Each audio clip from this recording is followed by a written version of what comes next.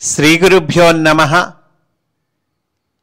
గరుడకేతనము ఇది శ్రీకృష్ణ కథా విశేషములను, అందులోని ధర్మమర్మములను, తత్వమును మనకు చక్కగా అందచేయునట్టి పరమపావనమైన గ్రంథము. ఇందలి కథ పూర్తిగా వ్యాసమూలమును అనుసరించినటువంటిది. వ్యాసప్రోక్తములైనటువంటి భారతము, భాగవతము, విష్ణు పురాణము, బ్రహ్మవైవర్త పురాణము మొదలగు గ్రంథములలో అంతర్లీనముగా దాగి ఉన్న విషయములను సమన్వయపరచి కావించిన రచన. అటువంటి ఈ గ్రంథములోని అంశములను చెప్పుకుంటూ ఉన్నాము. 4 అధ్యాయములు పూర్తి చేసుకున్నాము. 5వ అధ్యాయంలోనికి మనము ప్రవేశిస్తూ ఉన్నాము.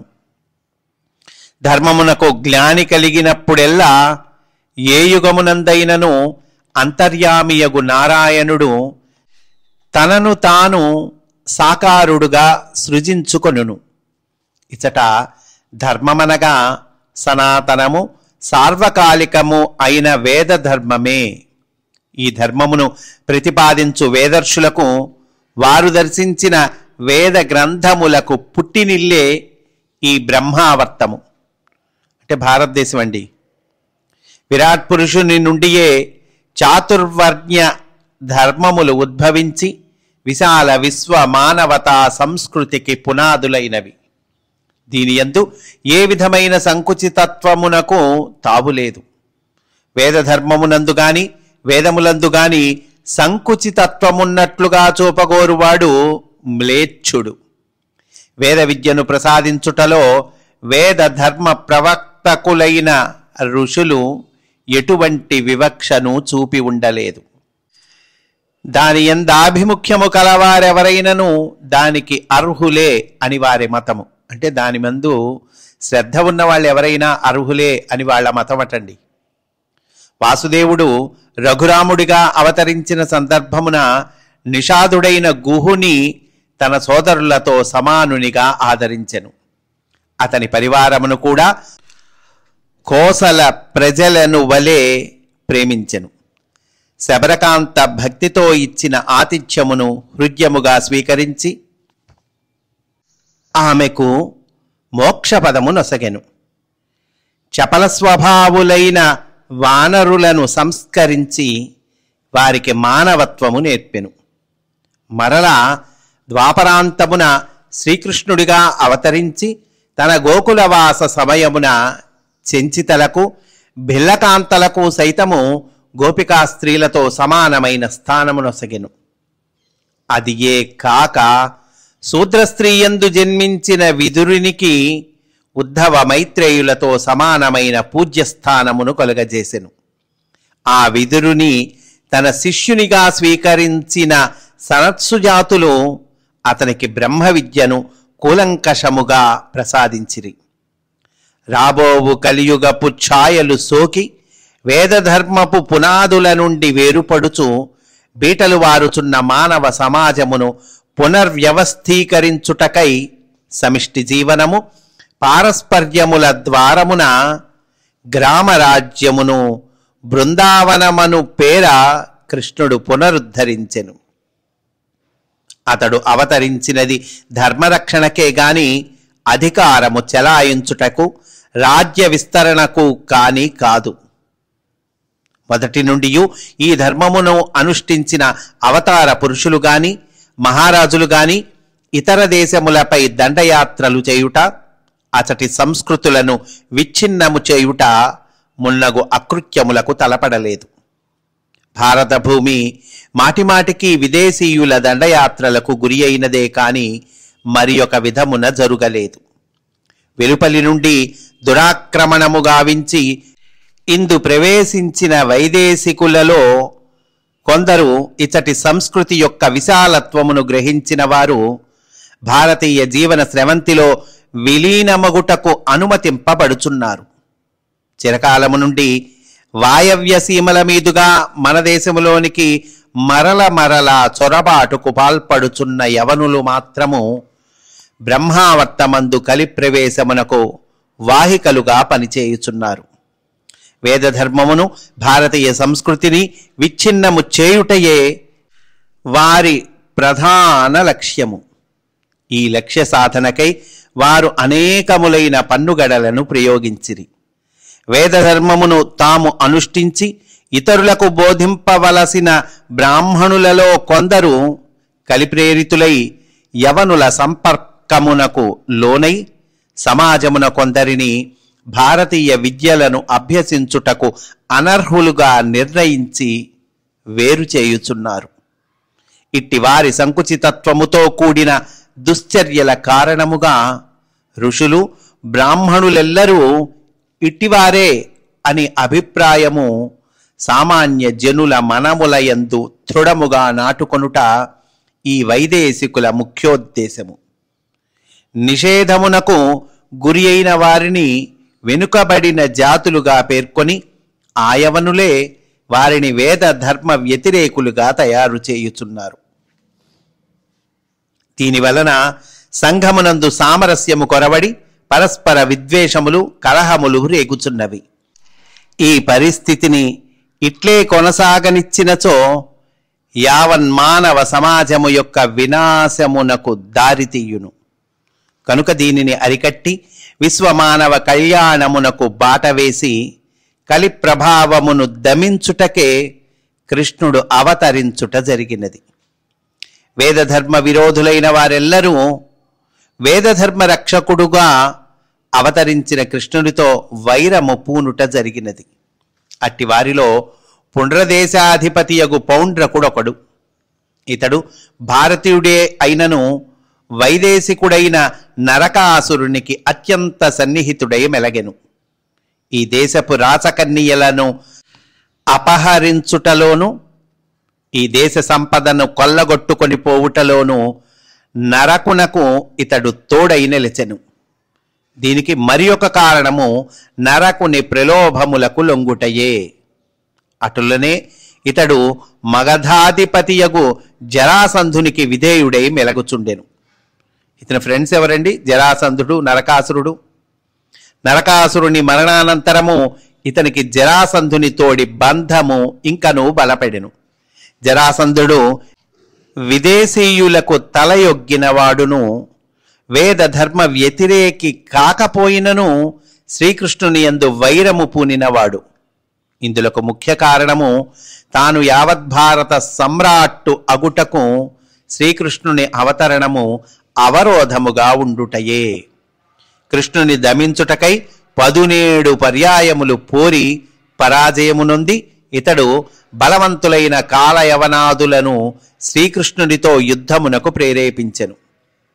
కృష్ణునితో తమకు గల వైరము కారణముగా కృష్ణద్వేషులైన వారెల్లరూ అతనికి సన్నిహితులైరి. అట్టి వారిలో పౌండ్రకుడు ఒకడు. కనుక ద్వారకపై దండెత్తుటకు వలసిన ప్రేరణ పౌండ్రకునికి జరాసంధుని నుండి కలుగుచున్నది. పార్వతేయ గణనాయకుడైన హిరణ్యధనస్సు యవనుల ప్రలోభమునకు పూర్తిగా లోనైన వాడగుట చేత అతడును వేదధర్మ విరోధి అయి భరతభూమి యొక్క అఖండత్వమును చెదరగొట్టుటలో యథాశక్తి కృషి చేసెను. ఈ హిరణ్యధనస్సు అంటే ఏకలవ్యుని తండ్రండి. ఇతను యవనుల ప్రలోభమునకు పూర్తిగా లోనయ్యాడు అంటున్నారు.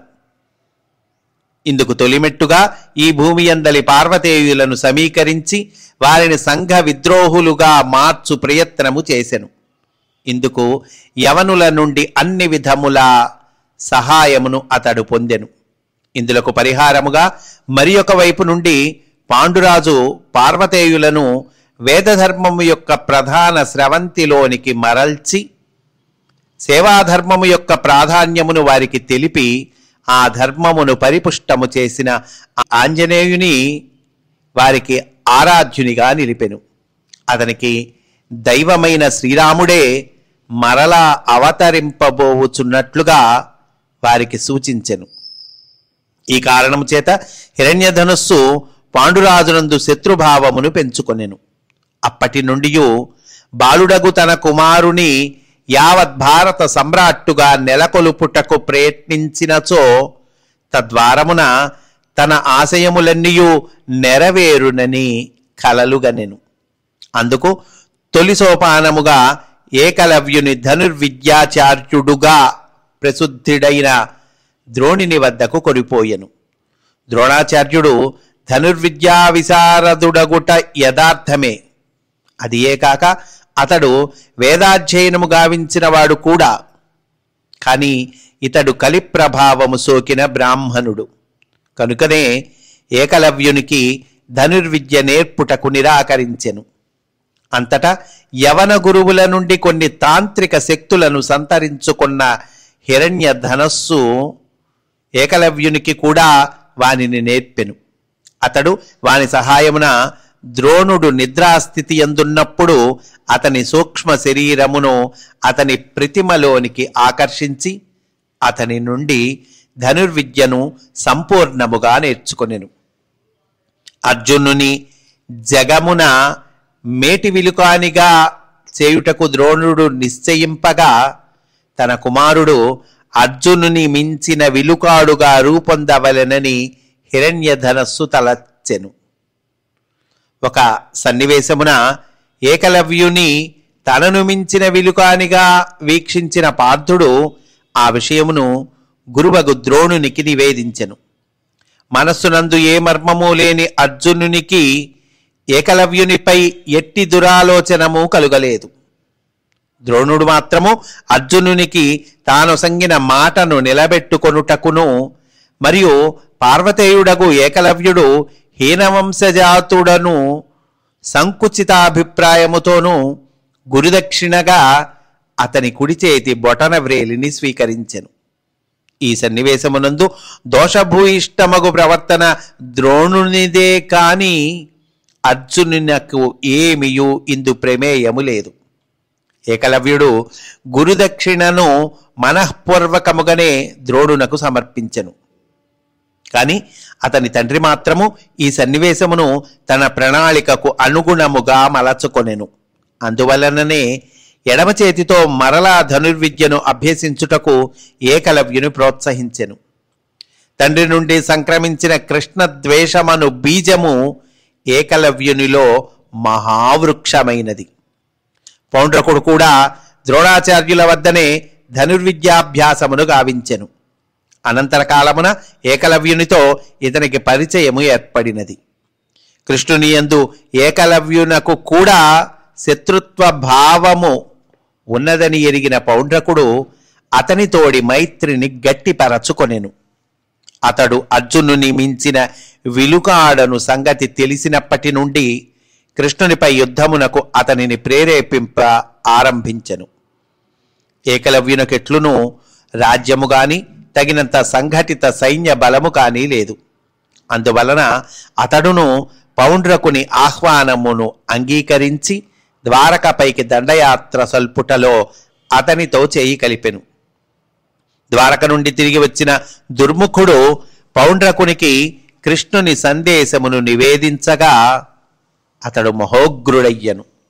పళ్ళు పటపట కొరుకుచూ ఇట్లనెను, పశుపాలకునకు మా మాటను ధిక్కరించునంతటి అహంకారమా? ఇక అనతి కాలముననే అతనిని యముని వద్దకు పంపెదను. ఇక నీవు పోయిరమ్ము.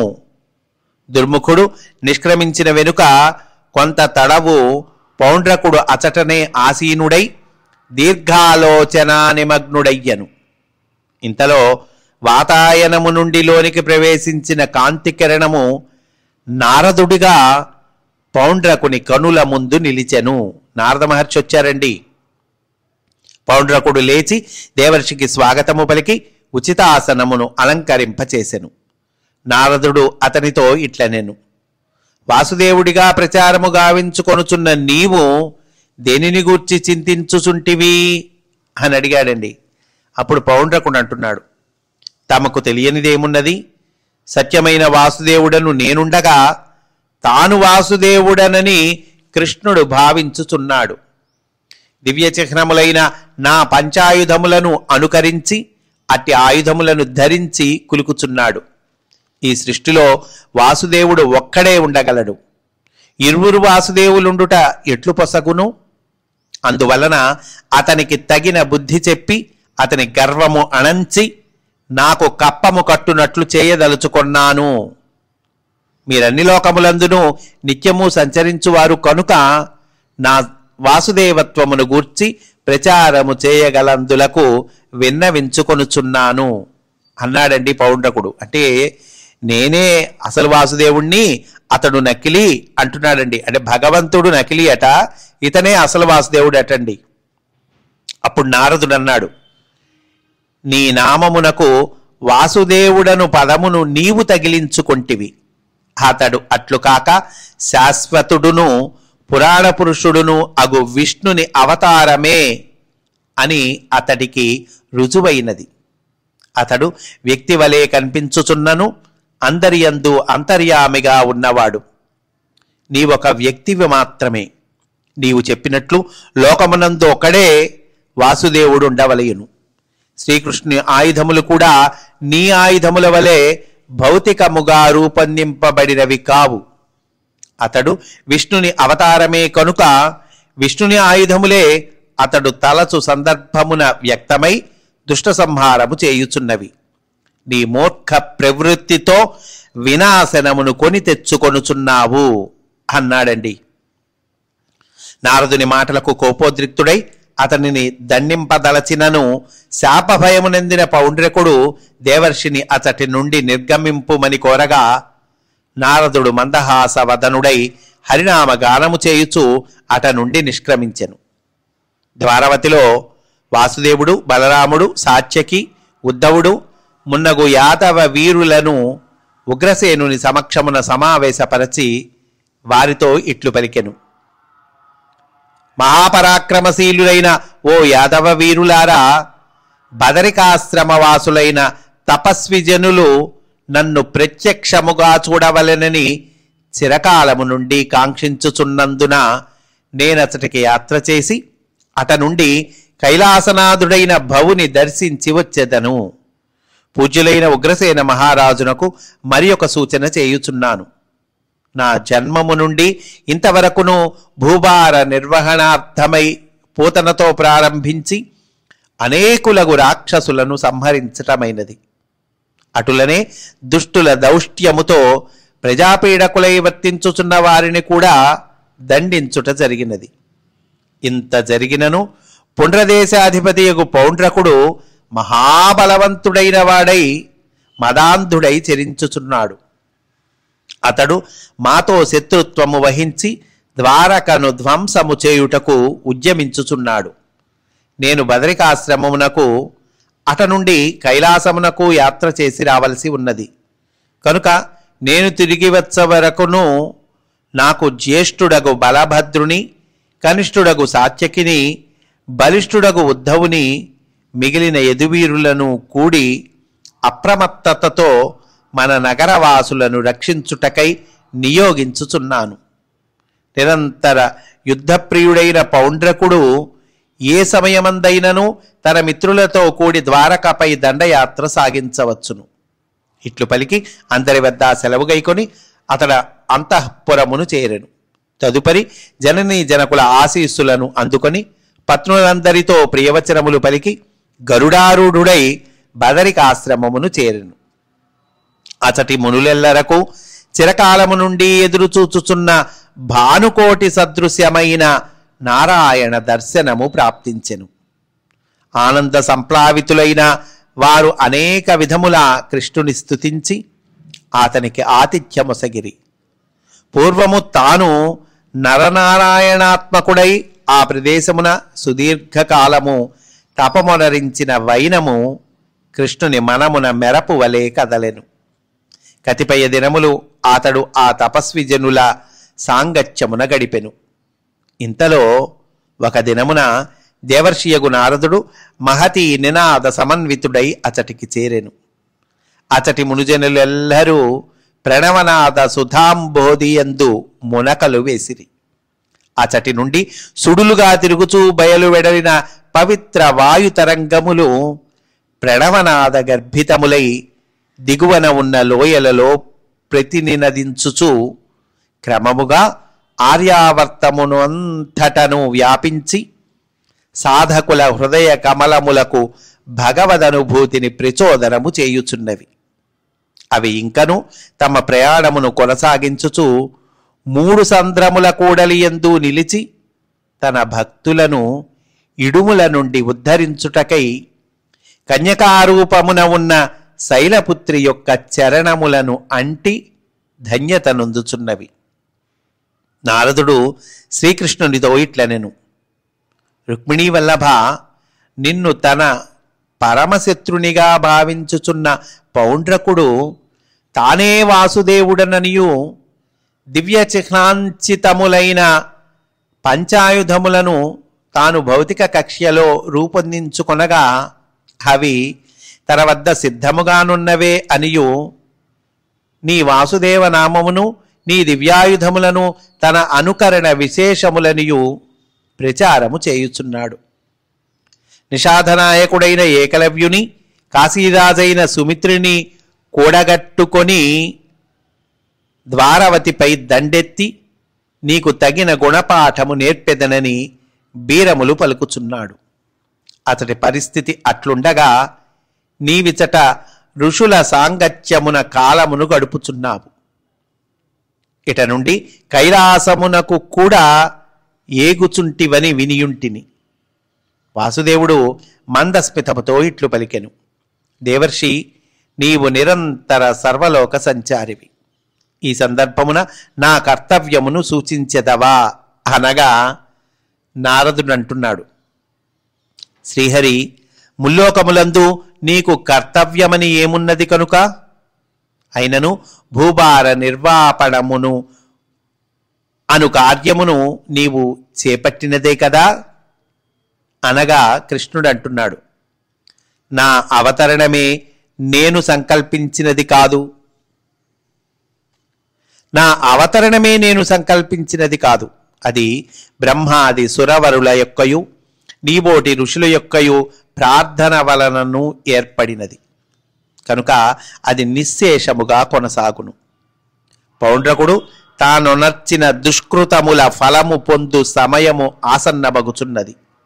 అందువలననే నాతో పోరుకు అతడు సమాయత్తమగుచున్నాడు.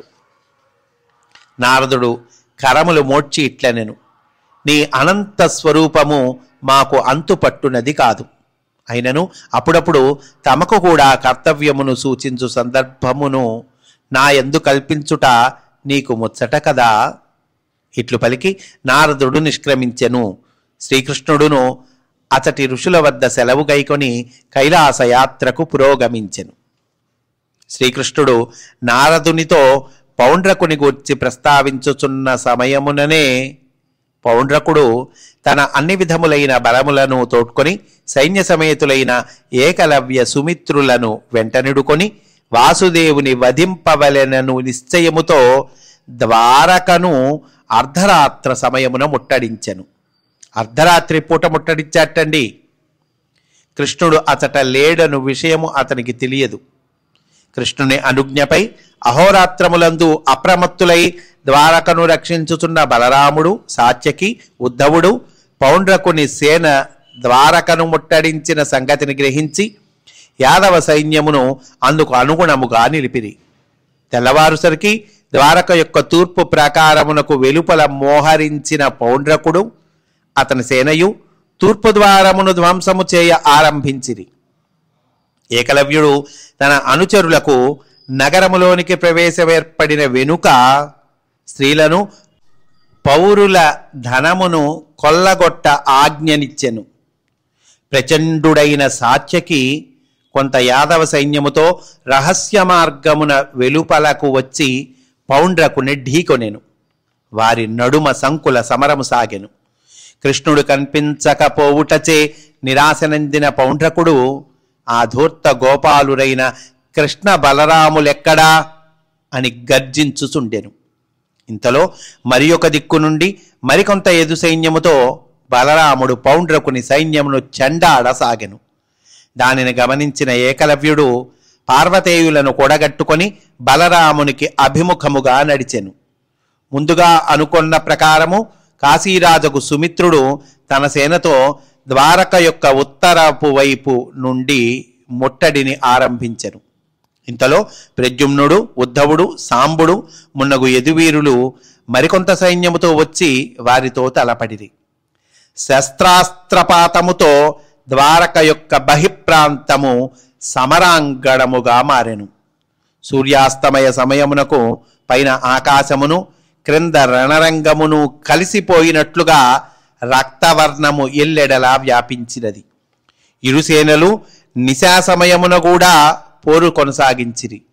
ఎట్లయినను ద్వారకా నగరములోనికి ప్రవేశింపవలెనను పౌండ్రకుని ప్రయత్నమును సాత్యకి, బలరాముడు మున్నగు వారు నిలువరించిరి. మరునాడు ఉషకాలమందు చీకట్లు పలుచన అగుచుండగా అతటి ఆకాశమున అరుణోదయ కాంతి పుంజము ఒక పెద్ద గరుడ పక్షి వలె అతటి వారికి కానవచ్చెను. ఇంతలో పెద్ద రావముతో కూడిన ప్రభంజనము అంతరిక్షము నుండి సోకగా పౌండ్రకుని సైనికులు చెల్లాచెదరై ఏమది అని ఆశ్చర్యముతో నింగివైపు తమ దృష్టి సారించిరి. పౌండ్రకుని కన్నులు మిరుమిట్లు గొలుపునట్లుగా వినతాసుతుడు అతటికి అవతరించుటయు, అతని పీఠభాగమున ఆసీనుడై ఉన్న శ్యామసుందరుడు మందస్మిత వదనారవిందుడై అతటి భూమిపై కాలిడుటయు జరిగినది. అచటనే నిలిచియున్న బలరాముడు హర్షాతిరేకమున మందస్మితము చేయుచు తమ్ముని ఆలింగనము చేసుకొనెను. సాత్యకి, ఉద్ధవుడు మునగు యదువీరులు అంజలి ఘటించిరి. యాదవ సైన్యము ఒక్కసారిగా ఉత్సాహముతో జయ జయ ధ్వానములు గావించిరి. ఆ శబ్దములన్నీయు భూనభోంతరాళములందు వ్యాపించి శత్రు సైనికుల గుండెలను స్తంభింపజేసినవి. గరుడు శ్రీకృష్ణుని వద్ద సెలవు గైకొని రివ్వున మింటికెగిసెను. కృష్ణుడు దారకుడు ఆయత్తము చేసిన రథమును ఆరోహించి శంఖనాదము గావించెను. కృష్ణుని రథమునకు శీర్ష భాగమున గాలికి రెపరెపలాడుచున్న గరుడ కేతనము సుపర్ణుడు మరలి వచ్చెనా అన్నట్లు శత్రు సైనికుల కన్నులకు గోచరించెను. తనకు ఎదురుగా అన్ని విధముల తన వలెనే కానుపించునట్లు కృత్రిమ వేషధారి అయి ఉన్న పౌండ్రకుని చూచి కృష్ణుడు హేళనగా నవ్వెను. అంతా పౌండ్రకుడు మహోగ్రుడై ఇట్లు పలికెను, ఓయి ధూర్తగోపాలక, భీరుడవై నీవు అంతఃపురమున దాగి ఉండి నా సముఖమునకు రాజాలక నీ అనుచరులను సైన్య సమేతులనుగా నాతో పోరుటకు పంపితివి. నా ధాటికి వారు ఆర్తులై మృత్యువునకు చేరువగుచున్న సమయమున వారిని అనుసరించుటకు ఆర్భాటముగా విచ్చేసి ఇప్పటికైనను నాకెదురు పడితివి. నీ శౌర్య ప్రతాపములను ఇప్పుడు ప్రదర్శించుము. మన ఇరువురిలో నిజమైన వాసుదేవుడు ఎవ్వరో ప్రపంచమునకు ప్రకటితమగు సమయము ఆసన్నమైనది. నేటితో ఒక్క వాసుదేవుడు మాత్రమే ఈ సృష్టి యందు నిలువగలడు. ఇట్లు పలికి కృష్ణుడిపై శస్త్ర ప్రహారమునకు అతడు సిద్ధమయ్యను. కృష్ణుడు మందస్మితముతో తథాస్తు అని పలికి సార్జ్ఞము చేతబూని అతనిని నిర్జించుటకు ఉద్యుక్తుడయ్యను. మరలా సంకుల సమరము ఆరంభమయ్యను. ద్విగుణీకృతమైన ఉత్సాహముతో యాదవ సైన్యము శత్రుసేనపై విరుచుకుపడెను. సత్యస్వరూపుడైన వాసుదేవునకు కృత్రిమ వాసుదేవునకు నడుమ శస్త్రాస్త్ర ప్రయోగముతో కూడిన ద్వంద్వ యుద్ధము కొంతసేపు సాగెను. చివరకు కృష్ణుని దక్షిణ తర్జని నుండి బయలు వెడలిన సుదర్శనాయుధము విస్ఫులింగములను విరజిమ్ముచు ఎల్లరూ వీక్షించుచుండగా పౌండ్రకుని శిరమును కళేబరము నుండి వేరు చేసి తిరిగి కృష్ణుని చేరెను. అప్పటికే 300 మంది పౌండ్రక సైనికులు హతులు కాగా మిగిలిన సేన పలాయనము చిత్తగించెను. మరి ఒక దిక్కున బలరామునితో ద్వంద్వయుద్ధమున స్థితుడై ఉన్న ఏకలవ్యుడు పౌండ్రకుని మరణ వార్త తెలిసి రోషముతో కృష్ణుని వైపునకు పురోగమింప ప్రయత్నించెను. కాని బలరాముని ధాటికి అతని చర్య విఫలమయ్యను. వారిరువురు పరస్పర విజయకాంక్షతో ద్వంద్వయుద్ధమును సాగించుచునే పశ్చిమ సముద్ర కూలమును చేరిరి. కొంత తడవునకు హలాయుధుడు చేసిన బాణప్రయోగమునకు శ్రీరాముని బాణాహతికి విసరివేయబడిన మారీచునివలే ఏకలవ్యుడు కొన్ని యోజనముల దూరమున విసరబడి సముద్ర మధ్యమున పడెను.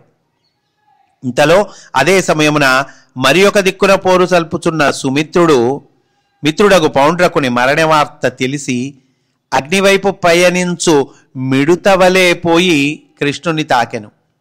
ఈ మారు కృష్ణునిచే ప్రయోగింపబడిన చక్రాయుధము సుమిత్రుని శిరమును ఖండించుటయే కాక దానిని గొనిపోయి కాశీనగరమందున్న రాజప్రాసాదపు ముఖద్వారమునందు పడవైచెను. తన తండ్రి యొక్క ఖండిత శిరమును ప్రాసాదపు పురోభాగమునగాంచిన సుదక్షిణుడు మొదట శోకాయత్త చిత్తుడై అటుపైన తండ్రి మరణమునకు కారకుడైన కృష్ణునిపై పగ సాధించుటకు ఉద్యుక్తుడయ్యను. కాని యుద్ధమున కృష్ణుని జయింపనేరనని తెలిసికొని పురోహితుని సహాయమున అభిచార హోమము గావించెను. దాని నుండి ఉద్భవించిన ఒక ఉగ్ర కృత్యను కృష్ణుని పైకి పంపెను. భయంకర రూపముతోడి ఆ కృత్య ద్వారకను తాకెను. అంతటా కృష్ణుడు ప్రయోగించిన చక్రము దానిని అంతమొందించి అటుపైన కాశీనగరము చేరి సుదక్షిణుని కూడా సంహరించుట జరిగినది అనంటూ ఈ అధ్యాయాన్ని పూర్తి చేశారండి. దుష్ట శిక్షణకు సంబంధించిన అధ్యాయాన్ని మనము పూర్తి చేసుకున్నాము.